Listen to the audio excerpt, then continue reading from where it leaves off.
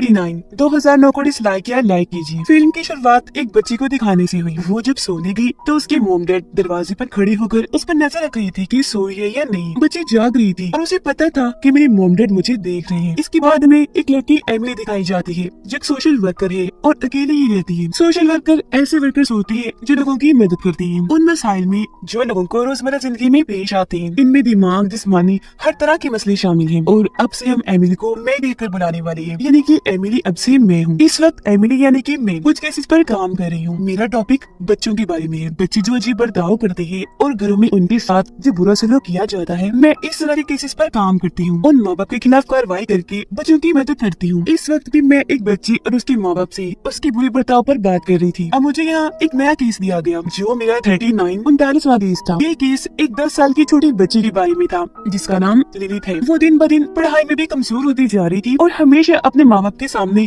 डरी सहमी रहती थी। अब हालांकि मैं इस केस को लेना तो नहीं चाहती थी, पर जब मैंने लिलित का मासूम सा चेहरा देखा तो मुझे लगा कि शायद बच्ची को मदद की जरूरत है। तो मैं फौरन उसकी मोम डैड से बात करने उसके घर चली गई। यहाँ मैंने बड़ी अजीब चीज नोटिस की कि उसके मोम डैड का बर्ताव थोड़ा अजीब है, जबकि लिलित तो डरी सहमी उनके साथ बैठी थी। इससे मैंने अंदाजा लगा लिया कि बच्ची के साथ अच्छा बर्ताव नहीं किया जाता। तो मैंने इस बारे में अपने हेड से बात की, लेकिन उसने मेरी बात को झुठला दिया क्योंकि अभी तक उनके पास लिलित के माँ बाप के खिलाफ कोई ऐसा सबूत नहीं आया जिससे ये बात साबित होती कि उसके मोम डैड लिलित पर जुल्म करते हैं। इसके बाद मैं गई एक डिटेक्टिव पुलिस ऑफिसर के पास। इस बारे में जब मैंने उनसे बात की तो उनका भी यही कहना था कि हमारे पास अभी तक उनके खिलाफ कोई सबूत नहीं है। पर डिटेक्टिव ये कहते थे कि अगर मेरे पास कोई सबूत हुआ तो मैं एक मिनट भी नहीं लगाऊंगा तुम्हारे इस केस में मदद करने के लिए। लेकिन फिर भी मैंने जैसे तैसे अपने हेड को बनाया लिलित और उसके मोम डैड को ऑफिस बुलाने के लिए, जहाँ लिलित ने चुपके से मुझे कहा कि मेरे मोम डैड मेरे साथ अच्छा सलूक नहीं करती और मुझसे नफरत करती है, शायद मुझे मारना चाहती है। लेकिन जब वो हेड के सामने गई तो अपने मोम डैड को देखकर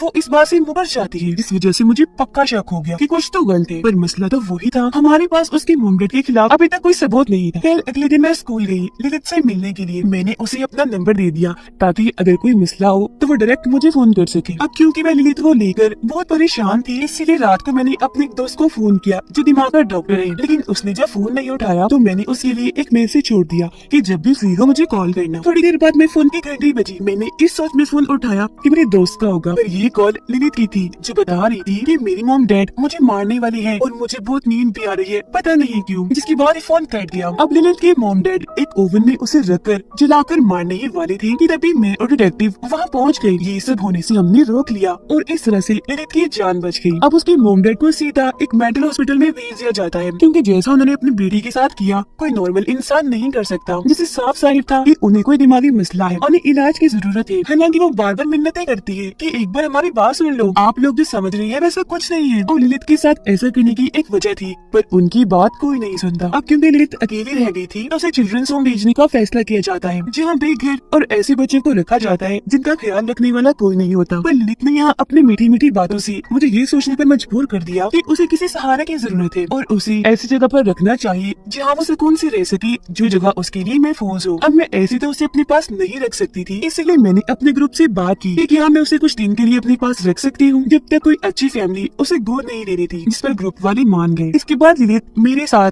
मेरे ही घर में मेरी बेटी बनकर रहने लगी। अब क्योंकि लिलित को नींद नहीं आती थी इसीलिए मैंने उसे एक हर्बल चाय बना कर दी, क्योंकि इसमें ऐसी जड़ी बूटियाँ शामिल होती है जो आपकी अच्छी नींद में मदद करती है। अगली सुबह मैं लिलित के पुराने घर गई उसका कुछ सामान लेने के लिए। यहाँ मुझे बड़ी अजीब चीजें मिली, जैसे कि दरवाजे पर एक से ज्यादा लॉक्स नजर आए, फर्श पर रगड़ के निशान थे जो देखने से लग रहा था किसी ने फर्नीचर बार बार इधर उधर घसीटा हो, औरतों और क्रॉस के निशान, बाइबल की तार और इस तरह की चीजें मिली जो जिन भूतों को लगाने में काम आती है, जो चीज बहुत अजीब थी।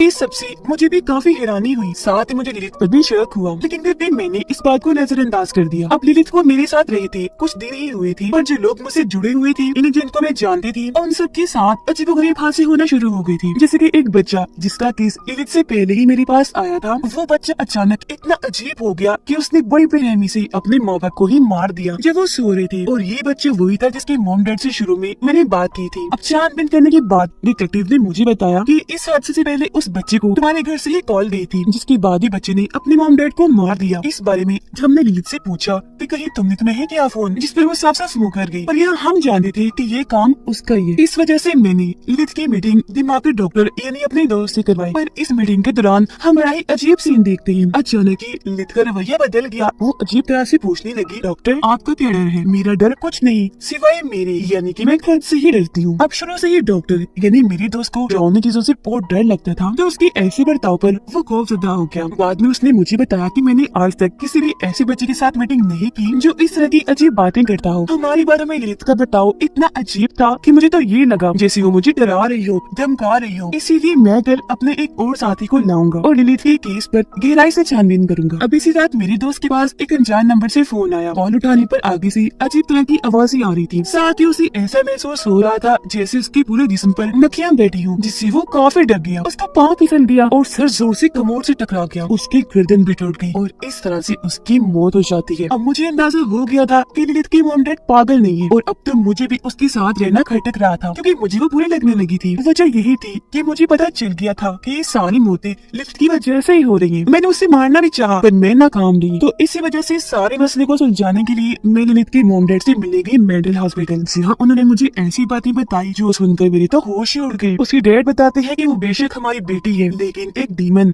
एक शैतान है। वो पैदा होने से ही डीमन है। हमारी बहुत बड़ी फैमिली थी, पर लिलित की पैदा होने से अब तक यानी कि 10 सालों में हमने अपनी फैमिली के सभी मेंबर्स को खो दिया। सबकी अलग अलग तरह अजीबोगरीब तरह से मौतें हो गई। वो बस अपनी बात मनवाना चाहती है। जब तक आप उसकी बात मानती रहोगी आप ठीक रहोगी, और जब आपने उसका कहा ना माना तो आपको भी अपनी जान गंवानी पड़ेगी। वो एक ऐसी बच्ची है जो फ्यूचर यानी आने वाला वक्त देख सकती है। उसे सब कुछ पहले से ही महसूस हो जाता है कि कब क्या होने वाला है। यही वजह है कि उसे मारना हमारे लिए बहुत मुश्किल रहा। हर बार वो लोगों के जज्बात पर जिंदा रहती है, ऐसे उसे ताकत मिलती है। आप अगर डर गए तो वो आपको मार देगी, लेकिन अगर ना डर रही, हिम्मत से काम लिया तो वो आपको कुछ नहीं करेगी। उन्होंने मुझसे ये भी कहा कि एमिली, तुमसे मिलना कोई इत्तेफाक नहीं था, बल्कि उसे सबके बारे में पहले से ही पता चल गया था। इसलिए उसने भोली मासूम बच्ची होने का नाटक किया। अब लिलित को रोकने का एक ही हल है और वो है उसकी नींद में उसे मार डालना। लेकिन ऐसा कभी कभी ही होता है जब वो सोती है। शुरुआत वाले मॉम डैड और कोई नहीं बल्कि लिलित की मॉम डैडी थी, जो उस पर नजर रख रही थी कि सोई है या नहीं, ताकि मौका मिलने पर हम इस शैतान को खत्म कर दें। अब हमें एक दिन वो मौका मिल गया था जब भी हम ओवन में रखकर उसे जला रही थी, पर तुमने आकर हमें रोक दिया। आगे वो बताते हैं कि लिलित को कहीं और भेजना भी खतरे से खाली नहीं है। वो वहाँ भी अपनी शैतानी ताकतों से लोगों को मारेगी। बेहतर हल यही है कि उसे मार दिया जाए। ये बातें सुनकर मैं इतनी डर गई कि मैंने अपने ग्रुप वालों से पूछा कि कोई नया घर मिला है या नहीं लिलित के लिए, जो फैमिली उसे गोद ले ले। अब शुक्र है एक फैमिली मिल गई थी, पर मुझे इस बात का डर था कि लिलित वहाँ जाकर सबके साथ गलत करेगी। लेकिन फिलहाल मैंने उसे अपनी जान छुड़वानी थी, तो घर अगर मैं नॉर्मल रही उसे नजरअंदाज किया। पर जब मुझे उसे डर लगा तो मैंने कमरे में जाकर खुद को बंद कर लिया। लेकिन लिलित के पास इतनी ताकत थी कि वो दरवाजा ही तोड़ने लगी। इसी के साथ मुझे भूत दिखाई देने लगा जो बेहद डरावना था। उसके चेहरे पर खून लगा हुआ था। वो मेरे पीछे पड़ गया, जिससे बचने के लिए मैं एक बस में चढ़ गई। जब ड्राइवर ने मुझे बताया कि आप किससे डर रही हैं, बाहर तो कोई भी नहीं है, अब किसी तरह बचते बचाते मैं अपनी गाड़ी में आकर बैठ गई। लेकिन लिलित तो वहाँ पहले से ही मौजूद थी, जो कह रही थी कि डरो मत, मुझे सिर्फ प्यार चाहिए और जो मैं कहूँगी वो करना होगा।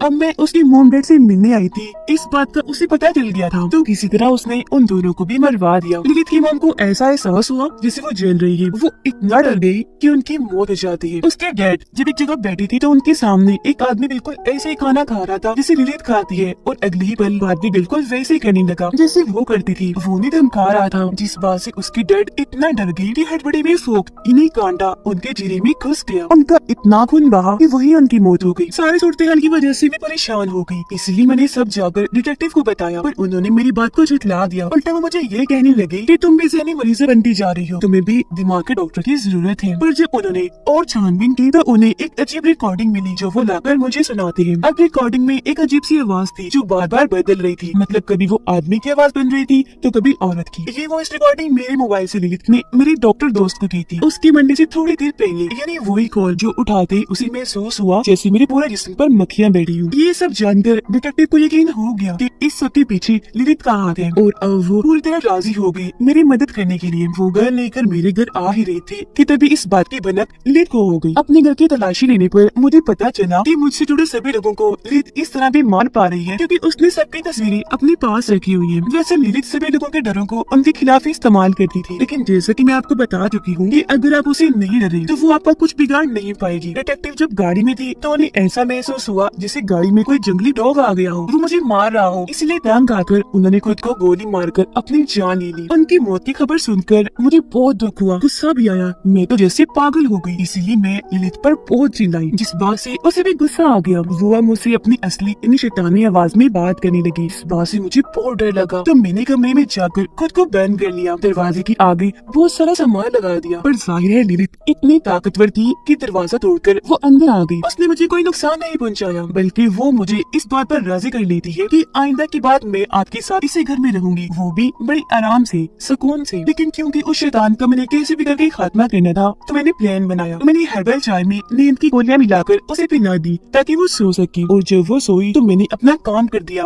उसे मारने के लिए। मैंने पूरे ही घर को आग लगा दी, लेकिन हैरत, वो यहाँ से भी बच गई, उसे कुछ नहीं हुआ। इस हादसे के बाद क्योंकि हमारा पूरा ही घर जल गया था, इसलिए पुलिस हमें कहती है कि तुम किसी और घर में चले जाओ रहने के लिए। अब क्योंकि लिलित मरी नहीं थी, इस बात से मुझे गुस्सा था, इसीलिए मैंने उन सबसे अलग मोड़ ले लिया और मैं फुल स्पीड में गाड़ी चलाने लगी। मैं गाड़ी हल्की चलाऊं तो मुझे डराने के लिए लिलित मेरे ही बचपन की एक झलक दिखाने लगी, जहाँ एक दिन जब बारिश हो रही थी तो मैं अपनी मॉम के साथ थी। उस वक्त मेरी मॉम भी गाड़ी काफी तेज चला रही थी, जिससे उनका एक्सीडेंट हो गया और वो मारी गई। अब किसी तरह मैं इस डर से बाहर निकली और अपने डर पर मैंने काबू रखा। मैंने उसे कहा कि तुम जितना मर्जी डरा लो मुझे, पर अब मुझे डर नहीं लगता। जिस बात से लिलित डरने लगी और अब मैं सीधा गाड़ी को समंदर किनारे लाई, जिसके बाद समंदर में जाकर मैंने गाड़ी को डबो दिया। पानी में आते ही लिलित अपने असली शैतानी रूप में आ गई, जहाँ मैं उसे डबोने की कोशिश करने लगी। इसमें काफी हद तक मैं कामयाब भी रही। फिर जैसे मैं तैरकर ऊपर आने लगी, लिलित दोबारा मेरा पैर पकड़ लेती है, लेकिन दोबारा से मैंने हिम्मत दिखाई। किसी तरह अपना पैर छुड़वाकर मैं ऊपर आ ही गई और लिलित पानी में डूबकर मारी गई। ये देख मेरे चेहरे पर मुस्कुराहट आ जाती है कि शुक्र है उस शैतान से आज आखिरकार मेरी जान छूट ही गई, जिससे अब आगे किसी और की मौत नहीं होगी। इसी के साथ ये मूवी इधर ही खत्म हो जाती है।